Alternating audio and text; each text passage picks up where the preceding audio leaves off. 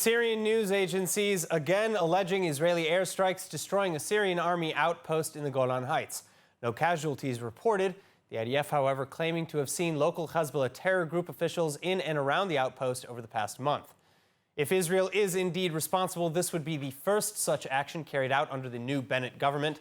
But it'd also be the latest in an allegedly very long list of strikes against Iran-affiliated groups in Syria and even in Iraq. Israeli forces, long consistent in their promises to address all threats to the nation's sovereignty. Likewise, this coming after the IDF's continuing policy of responding to attacks from Hamas in the Gaza Strip.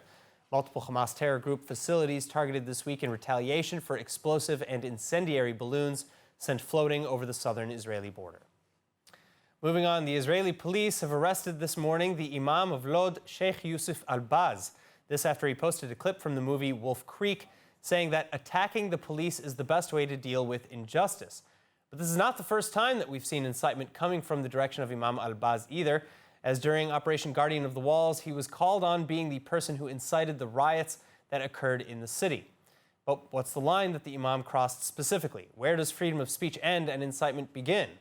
And joining us to discuss is ILTV reporter Asaf Nissan. Asaf, thank you so much for being with us today. Thank you for having me. All right, so first of all, again, what exactly are the charges and where did they come from? So charges are on the table is pretty much incitement against police forces.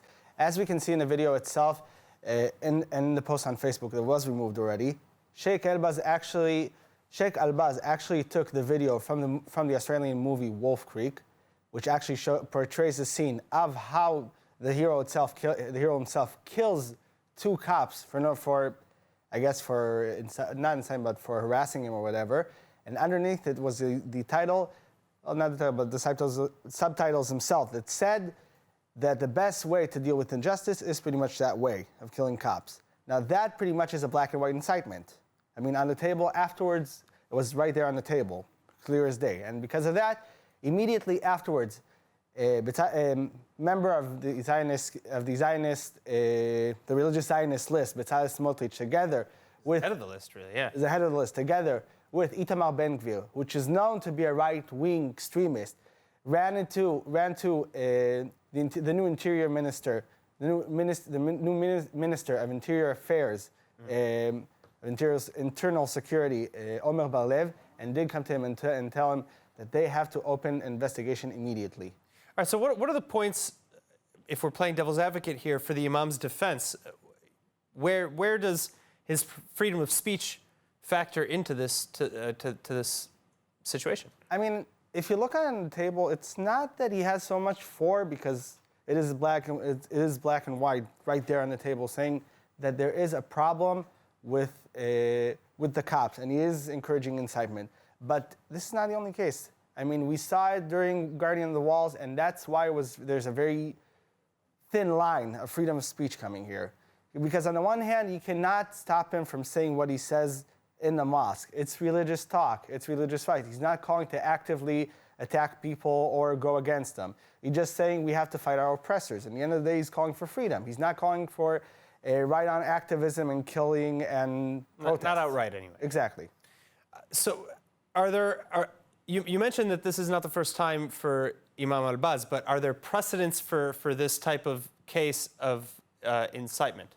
So the first precedent was set back in 2015 by actually the head of the northern branch of the Islamic Jihad movement, Sheikh Salah, who was actually arrested because he incited for the first time after a long line of speeches throughout his history, where he was playing on the borders of freedom of speech, calling out fight against the oppression, protect Al-Aqsa.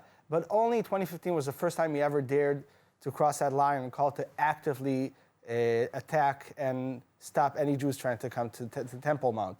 Then again in 2017, also during those tensions, yet again they were straight out incitements and calling out on air, saying we have to defend Al-Aqsa. Go out and protest in the street and fight.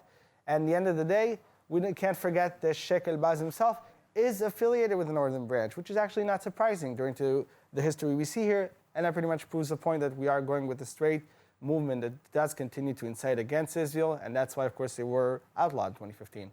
All right, so it does sound, at least on the surface, as a pretty open and shut case. Asaf Nissan, thank you so much. Thank you so much.